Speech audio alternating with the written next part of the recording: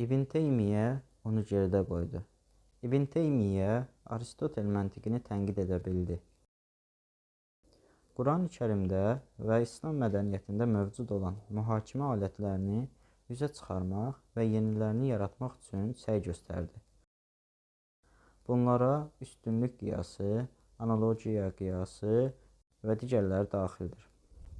Bəs Əl-Qazali nə etdi? O, Aristotel məntiqini qəbul etdi və sonra Quranda bu mühakimə üsullarına, mövcud olan bu məntiq alətlərinə hansı ayələrin uyğun gələ biləcəyini axtarmağa başladı və onları tərəzilər adlandırdı. Bu tərəzilər Aristotel məntiqinin çıxarışlarından başqa bir şey deyildi. O, Əl-Qistas Əl-Müstəqim adlı bir kitab yazaraq bu ölçüləri müəyyənləşdirdi. Lakin bu ölçülər əslində elə Aristotelin məntiqi idi. Sonra İbn Teymiyyə gəldi və onu gerdə qoydu. İbn Teymiyyə həqiqətən də məntiqi tənqid etməkdə böyük səy göstərdi.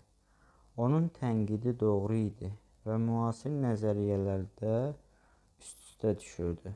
Lakin məni çox təəssüfləndirən odur ki, İbn Teymiyyənin düşüncələrini araşdıranlar müasir məntiq alətlərini tam yiyələnməyiblər ki, İbn Teymiyyənin ortaya qoyduğu irsi layiqincə qiymətləndirə bilsinlər.